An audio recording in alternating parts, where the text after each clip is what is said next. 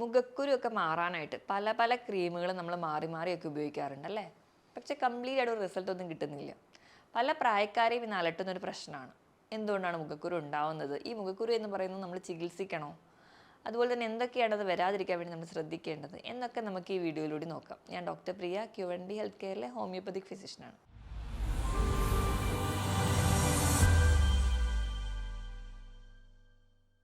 എന്താണ് മുഖക്കുരു എന്ന് നമുക്ക് ആദ്യം നോക്കാം. നമ്മുടെ ത്വക്കിൻ്റെ താഴ്ഭാഗത്തായിട്ട് ഒരു ഗ്രന്ഥിയുണ്ട്, സെബേഷ്യസ് ഗ്ലാൻഡ് എന്നാണ് പറയാറ്. ഇതിൽ നിന്നുണ്ടാകുന്ന ഡിസ്ചാർജാണ് സെബം. ഈ ഒരു ഡിസ്ചാർജ് നമ്മുടെ ത്വക്കിൻ്റെ പുറത്തേക്ക് വരികയും അവ നമ്മുടെ സ്കിന്നിനെ സോഫ്റ്റാക്കി നിൽക്കാനും ഒന്ന് തിളക്കാക്കി നിർത്താനൊക്കെ സഹായിക്കുന്നു. ഈ ഒരു ഡിസ്ചാർജ് പുറത്തേക്ക് വരുന്ന ഈ ഒരു ഓപ്പണിങ്ങിനെ നമ്മൾ പോർ എന്നാണ് പറയുക. ഈ ഒരു പോസൊക്കെ അടഞ്ഞു പോവുക, അവിടെ രണ്ടാമതായിട്ടൊരു ബാക്ടീരിയലൊക്കെ വന്നിട്ട് ഇൻഫെക്ഷൻ ഉണ്ടാവുക. ഇങ്ങനെയാണ് നമുക്കൊരു പഴുത്ത മുഖക്കുരു ഉണ്ടാവുന്നത്. അപ്പം എവിടെയൊക്കെ ഒരു ബ്ലോക്ക് ഉണ്ടാവുന്നത് പല കാരണങ്ങൾ കൊണ്ട് ഉണ്ടാവുന്നുണ്ട്. ചിലപ്പോൾ നമ്മുടെ ഫുഡ് കൊണ്ടോ അല്ലെങ്കിൽ നമ്മുടെ എൻവയോൺമെൻറ്റ് കൊണ്ടോ ഒക്കെ ആവാം. അതുകൊണ്ടൊക്കെയാണ് നമുക്ക് പ്രധാനമായിട്ടും മുഖക്കുരു ഉണ്ടാവുന്നത്. മുഖക്കുരുവിനെ നമുക്ക് നമ്മുടെ ഏജ് വെച്ച് പറയുകയാണെങ്കിൽ മൂന്നായിട്ട് ഡിവൈഡ് ചെയ്തിട്ടുണ്ട്.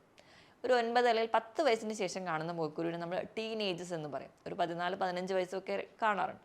ഒരു 20-25 വയസ്സൊക്കെ എത്തുമ്പോൾ നമ്മൾ കാണും ഒരു കൂട്ടലിൽ കാണാറുണ്ട് മുഖക്കുരു. അത് പ്രധാനമായിട്ടും നമ്മുടെ ഒരു ഭക്ഷണത്തിനൊക്കെ ഉണ്ടാകുന്ന ചില വ്യത്യാസങ്ങൾ കൊണ്ടൊക്കെ ഉണ്ടാവുന്നതാണ്. അത് കഴിഞ്ഞ് ഒരു 40 വയസ്സിൽ 35-40 വയസ്സിലൊക്കെ കാണുന്ന ഒരു അഡൽട്ടിലോട്ട് വരുമ്പോൾ ഉണ്ടാകുന്ന മുഖക്കുരു, അവിടെയും ഒരു ഹോർമോണൽ ചേഞ്ചസ് കൊണ്ടായിരിക്കും കൂടുതലായിട്ട് മുഖക്കുരു ഉണ്ടാകുന്നത്. ഇങ്ങനെ മൂന്നായിട്ട് നമുക്ക് ഡിവൈഡ് ചെയ്യാം. നമ്മളെപ്പോഴും പറയാറുണ്ട് കൗമാരക്കാരുടെ മാത്രം പ്രശ്നമാണ് മുഖക്കുരു എന്ന്. അതല്ലാതെ തന്നെ ഈ ഒരു ഏജിലുള്ളവരിലും നമുക്ക് എപ്പോഴും സ്ഥിരമായിട്ട് ഒന്ന് മാറി വരുമ്പോഴേക്ക് സ്ഥിരമായി കാണുന്ന ഒന്നാണ് മുഖക്കുരു. മുഖക്കുരുവിനെ തന്നെ നമുക്ക് വീണ്ടും മൂന്നായിട്ട് ഡിവൈഡ് ചെയ്യും, അതിൻ്റെ വലുപ്പത്തിനനുസരിച്ച്, അത് ഉണ്ടാവുന്നതിൻ്റെ എണ്ണത്തിനനുസരിച്ച്. ഏറ്റവും മൈൽഡായിട്ടെന്ന് പറഞ്ഞിട്ടുണ്ടെങ്കിൽ വന്ന് പോകും, തന്നെ പിന്നെയും പോയിട്ട് പിന്നെയും വരും, അങ്ങനെ ഇടയിലും തലയിലും ഒക്കെ ആയിട്ട് വരുന്ന കണ്ടീഷൻസ്. കുറച്ചുകൂടി ഒരു മോഡറേറ്റ് എന്ന് പറഞ്ഞിട്ടുണ്ടെങ്കിൽ മുഖത്ത് മാത്രമല്ല നെഞ്ചിൽ ബാക്കിലൊക്കെ ആയിട്ട് വരുന്ന ചെറിയ വേദനയൊക്കെ ഉണ്ട് എന്നൊക്കെയുള്ളൊരു പ്രസൻറ്റേഷൻ. സിവിയർ എന്ന് പറഞ്ഞിട്ടുണ്ടെങ്കിൽ ധാരാളം ഉണ്ടാവും. അതുപോലെ തന്നെ ഭയങ്കര വലിയ സൈസ് ആയിരിക്കും, നല്ല വേദന ഉണ്ടാവും, ഒരു സിസ്റ്റ് പോലെയൊക്കെ ആയിട്ട് മാറി നിൽക്കുന്നത് കാണാം.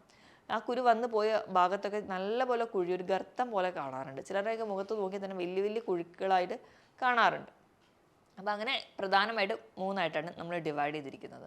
എന്തുകൊണ്ടാണ് ഈ മുഖക്കുരു ഉണ്ടാവുന്നതെന്ന് നോക്കിക്കഴിഞ്ഞാൽ ഏറ്റവും ആദ്യം നമ്മൾ പറയുകയാണെങ്കിൽ ഒരു ടീനേജിലൊക്കെ പറഞ്ഞതുപോലെ ഹോർമോണൽ ചേഞ്ചസ് കൊണ്ടായിരിക്കും. ഹോർമോണൽ ചേഞ്ചസ് പറഞ്ഞാൽ ചില കണ്ടീഷൻ, ചില അസുഖങ്ങളുടെ ഒരു ബേസ് ഉള്ളതുകൊണ്ടും ചില ഹോർമോണൽ ചേഞ്ചസ് വരുന്നതാവാം. അതല്ലാതെ തന്നെ നമ്മുടെ വളർച്ചയുടെ ഘട്ടത്തിൽ പല മാറ്റങ്ങൾ വരുന്നതിൻ്റെ ഭാഗമായിട്ട് ഹോർമോണൽ ചേഞ്ചസ് ഉണ്ടാവാം. സ്ത്രീകളുടെ കേസ് എടുക്കുകയാണെങ്കിൽ പീരീഡ്സിന് തൊട്ട് മുൻപായിട്ടുണ്ടാകുന്ന ചില ഹോർമോണൽ ചേഞ്ചസ് കാരണം പീരീഡ്സിൻ്റെ ആ ഒരു തൊട്ട് മുൻപുള്ള പ്രീ മെൻസ്ട്രുവൽ ടൈമിൽ മുഖക്കുരു ധാരാളമായിട്ട് വരുന്നവരുണ്ട്. ഇതുകൂടാതെ തന്നെ മറ്റ് പല PCOD പോലെയുള്ള കണ്ടീഷൻസ് ഉള്ളവരാണെങ്കിൽ അപ്പോൾ മുഖക്കുരുവിനോടൊപ്പം തന്നെ അവരിൽ കാണുന്ന മറ്റ് ചേഞ്ചസ് എന്ന് പറഞ്ഞാൽ പീരീഡ്സ് ഇറഗുലർ ആവാറുണ്ട്, മേൽ ചുണ്ടിൽ താടിയിലൊക്കെ രോമം വളരുന്ന കാണാം, അടിവയർ ഭയങ്കരമായിട്ടൊരു ചാടുന്ന പോലെ തോന്നാറുണ്ട്, വണ്ണം വെക്കുന്നു എന്നൊക്കെയുള്ള പ്രശ്നങ്ങൾ അതിൻ്റെ കൂടെ കാണാറുണ്ട്. ഇങ്ങനെ ഉണ്ടാകുന്ന ചില ഹോർമോണൽ ചേഞ്ചസ് PCODയിലോട്ട് എത്തിക്കാറുണ്ട്. കൊളസ്ട്രോൾ കൂടിക്കഴിഞ്ഞാൽ മുഖക്കുരു മാത്രമല്ല ശരീരത്തിൻ്റെ ഏത് ഭാഗത്തും നമുക്ക് കുരു വരുന്നതായിട്ട് കാണാറുണ്ട്. ഇനി ഇത് കൂടാതെ തന്നെ നമുക്ക് ഭക്ഷണം കഴിക്കുന്നതിലുള്ള ചില പ്രശ്നങ്ങൾ എപ്പോഴും നമ്മൾ കുറ്റപ്പെടുത്താതെ നമ്മൾ എണ്ണയിൽ വറുത്തതും പൊരിച്ചതും ഭക്ഷണം കഴിച്ചാൽ അല്ലെങ്കിൽ മുട്ട കഴിച്ചാലാണ് മുഖക്കുരു വരുന്നത്. ഇതല്ലാതെ തന്നെ നമ്മൾ അധികമായിട്ട് ഹൈ ഗ്ലൈസീമിക് ഇൻഡെക്സ് അടങ്ങിയിട്ടുള്ള ഭക്ഷണങ്ങൾ, അതായത് പെട്ടെന്ന് ദഹിക്കുന്ന ഭക്ഷണങ്ങൾ, നമുക്ക് വെള്ള അരി കൊണ്ടുണ്ടാക്കുന്ന ചോറ്, ഇഡ്ഡലി, പുട്ട്, ദോശ, ഇവയൊക്കെ വെള്ള അരി കൊണ്ട് ഉണ്ടാക്കുന്നത്, ഇവയൊക്കെ നമ്മുടെ ശരീരത്തിൽ പെട്ടെന്ന് ദഹിക്കുന്നതാണ്. ഇങ്ങനത്തെ ഭക്ഷണം അധികമായിട്ട് കഴിച്ചു കഴിഞ്ഞാൽ അധികം മധുരമുള്ള ബേക്കറി ഐറ്റംസും മധുര പലഹാരങ്ങൾ, മധുര പാനീയങ്ങൾ ഇവയൊക്കെ കഴിക്കുന്നതും നമുക്ക് മുഖക്കുരു ഉണ്ടാവാൻ കാരണമാകാറുണ്ട്.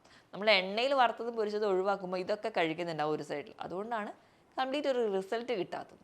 ഇതുകൂടാതെ നമ്മുടെ ചുറ്റുപാട് എൻവയോൺമെൻറ്റ് ഒരുപാട് പൊല്യൂട്ടഡ് ആണെങ്കിൽ, പൊടി കൊണ്ടോ പുക കൊണ്ടൊക്കെ ഒരുപാട് പൊല്യൂട്ടഡ് ആണ്, നമ്മുടെ കാലാവസ്ഥ ഭയങ്കരമായ ചൂട് ഈർപ്പമൊക്കെ നിൽക്കുന്ന കാലാവസ്ഥ ഒരു കാരണമാകാറുണ്ട്. നമ്മൾ ഒരുപാട് കെമിക്കൽസ് അല്ലെങ്കിൽ ക്രീമുകൾ മാറിയാണ് ഉപയോഗിക്കുന്നത്. മുഖം എപ്പോഴും ഒരു കെമിക്കൽ ഡിറ്റർജൻറ്റ് സോപ്പുകൾ ഉപയോഗിച്ച് കഴുകുന്നവരാണ്. ഇതൊക്കെ നമുക്ക് നമ്മുടെ സ്കിന്നിന് ദോഷമായി ചെല്ലുകയും അത് നമുക്ക് മുഖക്കുരു ഉണ്ടാകുന്നുണ്ട്. നമുക്ക് ഒരു മെക്കാനിക്കൽ കോസ് എന്ന് പറഞ്ഞാൽ നമ്മൾ ഈ ഇടയിൽ ഉപയോഗിക്കുന്ന മാസ്ക്, അത് മാസ്ക് വെക്കുമ്പോൾ ചിലർക്ക് ആ ഒരു ഇറിറ്റേഷൻ ഉണ്ടാക്കുന്നു, ആ ഒരു ഏരിയയിൽ മുഖക്കുരുവായിട്ട് പ്രസൻറ്റ് ചെയ്യാറുണ്ട്. ഇങ്ങനെ പല കാരണങ്ങൾ കണ്ട്. അതോടൊപ്പം തന്നെ ജനിതക ഘടകത്തിനൊരു ഫാക്ടറാണ്. നമ്മുടെ മാതാപിതാക്കൾക്കൊക്കെ ഉണ്ടെങ്കിൽ വരാനുള്ള ചാൻസ് ഉണ്ട്. ഇങ്ങനെയുള്ള ചില കണ്ടീഷനാണ് പ്രധാനമായിട്ടും മുഖക്കുരുവിലോട്ട് വന്നെത്തിക്കുന്നത്. ഈ മുഖക്കുരു ചികിത്സിക്കേണ്ടതാണോ എന്ന് പലരുടെയും സംശയമുണ്ട്, അല്ലെങ്കിൽ പല വീടുകളിലും പ്രശ്നമാകും. കാരണം ടീനേജിലെത്തിയ കുട്ടികൾ പറയാറുണ്ട് മുഖക്കുരു കാണിക്കാൻ ഡോക്ടറെ അടുത്ത് പോകണം, പക്ഷേ മാതാപിതാക്കൾ അത്ര വലിയ കാര്യമായിട്ട് എടുക്കാറില്ല, അല്ലെങ്കിൽ അവർ പറയാറുണ്ട് ഈ ഒരു ഏജ് കഴിയുമ്പോൾ തന്നെ മാറിക്കോളും എന്നൊക്കെ. പക്ഷേ നമ്മൾ ഇന്നത്തെ ഒരു കാലഘട്ടത്തിൽ നമ്മൾ ശ്രദ്ധിക്കേണ്ടത്, നമ്മൾ ഒരു കാര്യം ഏതൊരു കണ്ടീഷൻ ആയിക്കോട്ടെ വന്നു കഴിഞ്ഞ് അതിൽ ചികിത്സിക്കുന്നതിലും ഭേദം നമ്മൾ ആ ഒരു സ്റ്റാർട്ടിങ് സ്റ്റേജിൽ അല്ലെങ്കിൽ ഒരുപാട് സിവിയർ ആവുന്നതിന് മുൻപ് തന്നെ ചികിത്സിക്കാൻ വേണ്ടി നോക്കുക. ഇപ്പോഴും മുഖക്കുരു എന്നുള്ള ഒരു കണ്ടീഷൻ ഒന്നോ രണ്ടോ വന്ന് പോകുമ്പോൾ അതൊരു മെഡിക്കൽ കണ്ടീഷൻ ആവുന്നില്ല. ഒരുപാട് റിക്കറൻ്റ് ആയിട്ട് വരികയാണ്, അല്ലെങ്കിൽ അതുകൊണ്ട് പെയിൻ ഉണ്ടാവുക, അത് മുഖക്കുരു മാറി അവിടെ കലകൾ വീഴുക, ഇങ്ങനെ ഒരു കണ്ടീഷനോട് എത്തുമ്പോൾ നമ്മൾ അതിന് മെഡിക്കലി ആക്നെ വൾഗാരിസ് എന്നാണ് പറയുക. അതൊരു ട്രീറ്റ്മെൻറ്റ് വേണ്ട ഒരു കണ്ടീഷൻ തന്നെയാണ്. അപ്പോൾ നമ്മളത് ട്രീറ്റ് ചെയ്തില്ലെങ്കിൽ അത് ഒരുപാട് പാടുകളൊക്കെ മുഖത്ത് വീഴും.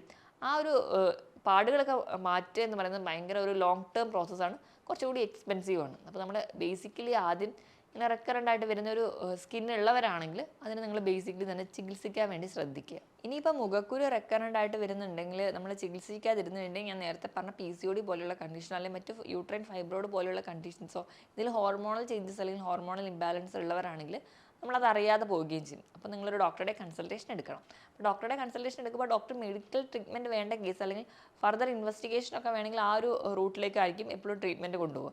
നമുക്ക് അല്ലാതെ തന്നെ ഒരു ബേസിക് ആയിട്ടുള്ള മാനേജ്മെൻറ്റ് സൈഡ് മാത്രം മതിയെങ്കിൽ നമ്മൾ ആ ഒരു റൂട്ടിലേക്ക് നമ്മൾ ട്രീറ്റ്മെൻറ്റ് തിരിച്ചുവിടുകയാണ് ചെയ്യാറ്.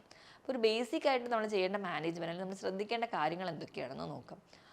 ഓവറായിട്ട് ഓയിലി അല്ലെങ്കിൽ ഒരു ഓവറായിട്ട് സെബം ഉണ്ടാക്കുന്ന ഒരു സ്കിന്നാണ് നിങ്ങളുടേതെങ്കിൽ നിങ്ങൾ ഇടയ്ക്കിടയ്ക്ക് മുഖം കഴുകാൻ വേണ്ടി ശ്രദ്ധിക്കുക. എപ്പോഴും മുഖം കഴുകുമ്പോൾ ഒരു ക്ലീൻ ആയിട്ടുള്ള നമ്മൾ സാദാ വെള്ളം കൊണ്ട് അല്ലെങ്കിൽ കുറച്ച് തണുപ്പുള്ള വെള്ളമാണ് എപ്പോഴും മുഖം കഴുകാൻ നല്ലത്. ഒരുപാട് ഓയിൽ അല്ലെങ്കിൽ ഒരുപാട് സെബം ഉണ്ടാക്കുന്ന ഒരാളാണെങ്കിൽ ഒരു 3-4 തവണയെങ്കിലും ദിവസം മുഖം കഴുകുക. വെറുതെ കഴുകിയാൽ മാത്രം മതി. നിങ്ങൾ ഡിറ്റർജൻറ്റ് സോപ്സോ ഒന്നും യൂസ് ചെയ്യാതിരിക്കാൻ വേണ്ടി ശ്രദ്ധിക്കുക. ഇപ്പം കുട്ടികളൊക്കെ ആണെങ്കിൽ രാവിലെ എണീക്കുമ്പം അവരുടെ അടുത്ത് നല്ലപോലെ കഴുകാൻ വേണ്ടി ശ്രദ്ധിക്കുക. അതുപോലെ തന്നെ സ്കൂൾ വിട്ട് വന്ന ശേഷം ഒന്ന് ഫ്രഷ് ആകുമ്പോഴും നല്ലപോലെ മുഖമൊക്കെ ഒന്ന് കഴുകിയെടുക്കാൻ പറയുക, രാത്രി കിടക്കുന്നതിന് മുൻപ്. അങ്ങനെ ഒരു റുട്ടീനായിട്ട് മാറ്റാൻ വേണ്ടി ശ്രദ്ധിക്കുക. ഒരുപാട് ഫേസ് വാഷുകളോ അല്ലെങ്കിൽ മറ്റ് ക്രീംസൊക്കെ യൂസ് ചെയ്യുന്നതിന് പകരം നമ്മുടെ വീട്ടിലൊക്കെയുള്ള ചെറുപയറിൻ്റെ പൊടി അല്ലെങ്കിൽ കടലയുടെ പൊടിയൊക്കെ യൂസ് ചെയ്യാൻ വേണ്ടി ശ്രദ്ധിക്കുക. അത് ചെറിയൊരു തരി ഉള്ളതുകൊണ്ട് തന്നെ നമ്മൾ എക്സ്റ്റേണലി പോയിട്ട് ഒരുപാട് റബ്ബ് ചെയ്ത് സ്കിൻ ഹാഷാക്കി അല്ലെങ്കിൽ സ്ക്രബ് ചെയ്യാനാണെന്നൊക്കെ പറഞ്ഞ് നമ്മൾ പല ട്രീറ്റ്മെൻറ്റ് ചെയ്യുമ്പോൾ നമ്മുടെ സ്കിന്നിന് ആ ഒരു ടൈമിൽ നമുക്ക് നല്ല ഗ്ലോ കിട്ടും, അല്ലെങ്കിൽ ആ ഒരു ടൈമിൽ സ്കിൻ നല്ല ഭംഗിയായിരിക്കും കാണും. പക്ഷേ ഓർക്കുക, നമ്മളിങ്ങനെ അമിതമായിട്ട് സ്ക്രബ് ചെയ്യുക അല്ലെങ്കിൽ അമിതമായിട്ട് സ്കിന്നിനെ ഇറിറ്റേറ്റ് ചെയ്ത് കഴിഞ്ഞാൽ അത് ഭാവിയിൽ നമുക്ക് സ്കിന്നിൽ കൂടുതൽ കംപ്ലയിൻറ്റ്സ് ഉണ്ടാക്കുകയുള്ളൂ.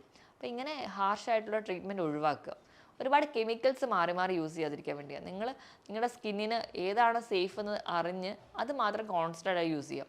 എപ്പോഴും ഒരു ഡൗട്ടാണ് നിങ്ങൾക്കൊരു സ്കിന്നിനെ എങ്ങനെയാണ് ട്രീറ്റ് ചെയ്യേണ്ടത് അല്ലെങ്കിൽ എന്താണ് യൂസ് ചെയ്യേണ്ടതെന്നുണ്ടെങ്കിൽ നിങ്ങളൊരു ഡോക്ടറുടെ കൺസൾട്ടേഷൻ എടുത്തിട്ട് നിങ്ങൾക്ക് എന്ത് സ്കിന്നാണെന്നൊക്കെ തിരിച്ചറിഞ്ഞ് അതിനനുസരിച്ച് തന്നെ നിങ്ങളുടെ ഒരു റുട്ടീൻ സെറ്റ് ചെയ്യാൻ വേണ്ടി നോക്കുക.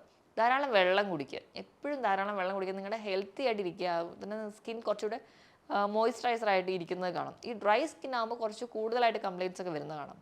അതുപോലെ എപ്പോഴും ക്രീമുകൾ തിരഞ്ഞെടുക്കുമ്പോൾ ഓയിൽ ബേസ്ഡ് ആയിട്ടുള്ള ക്രീമുകൾ നിങ്ങൾ ഉപയോഗിക്കാതിരിക്കുക.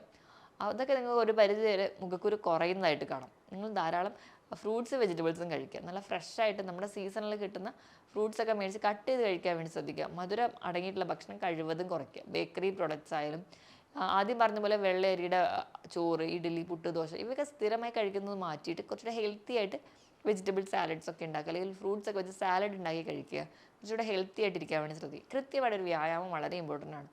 മുഖത്തിന് എന്ന പോലെ തന്നെ നമ്മുടെ ശരീരത്തിൻ്റെ എല്ലാ ഭാഗത്തിനും കൃത്യമായ ഒരു ബ്ലഡ് സപ്ലൈ ഉണ്ടെങ്കിൽ പല കണ്ടീഷൻസ് നമുക്ക് എലിമിനേറ്റ് ചെയ്യാൻ പറ്റും. ഇപ്പം നമ്മുടെ മുഖത്തൊക്കെ ഉണ്ടാകുന്ന ചെറിയ ഇൻഫെക്ഷൻസ് ഒക്കെ ആണെങ്കിൽ ആ ഒരു മൈക്രോബിയൽ ഗ്രോത്തിനെയൊക്കെ തന്നെ തടയാൻ വേണ്ടി ബ്ലഡ് സപ്ലൈ നമ്മളെ സഹായിക്കുന്നുണ്ട്. അപ്പോൾ ഒരു കൃത്യമായൊരു വ്യായാമം ഉണ്ടെങ്കിൽ നമ്മൾ കുറച്ചുകൂടി ഹെൽത്തി ആയിട്ടിരിക്കാൻ പറ്റും. ബോഡി വെയിറ്റ് എപ്പോഴും റെഗുലേറ്റ് ചെയ്യാം. ഇപ്പോൾ അണ്ടർലൈൻ ഡിസീസ് എന്താണ്, ഇപ്പം PCOD ആണെങ്കിൽ അതിന് വേണ്ട ട്രീറ്റ്മെൻറ്റ്, അല്ലെങ്കിൽ കൊളസ്ട്രോൾ ആണെങ്കിൽ അതിന് വേണ്ട മാനേജ്മെൻറ്റ്, ഇതൊക്കെ നിങ്ങൾ എന്താണെന്ന് പറഞ്ഞാൽ അതിന് വേണ്ടി ട്രീറ്റ് ചെയ്ത് കഴിഞ്ഞാൽ ഒരു പരിധി വരെ അതുമൂലം ഉണ്ടാകുന്ന മുഖക്കുരു നമുക്ക് കുറയ്ക്കാൻ പറ്റും. ഇനി ആൻസൈറ്റി, ടെൻഷൻ അല്ലെങ്കിൽ മെൻ്റൽ സ്ട്രെസ്സൊക്കെ നമുക്ക് മുഖക്കുരു ഉണ്ടാവാൻ കാരണമാകും. അപ്പം അങ്ങനെയൊക്കെ ഉള്ളവരാണെങ്കിൽ നിങ്ങൾ അത് കുറയ്ക്കാൻ വേണ്ടി യോഗ, മെഡിറ്റേഷൻ കൃത്യമായിട്ട് ചെയ്യുക. അതുപോലെ കൃത്യമായിട്ടൊരു ഉറക്കം ഉണ്ടാവുക. ഒരു ഉറക്കത്തിൻ്റെ പാറ്റേൺ നിങ്ങൾ തന്നെ തീരുമാനിക്കുക. നിങ്ങൾ കഴിക്കുന്ന ഭക്ഷണം എപ്പോഴും ഹെൽത്തി ആയിരിക്കും. ഒരുപാട് ജങ്ക് ഫുഡ്സ് കഴിക്കുന്ന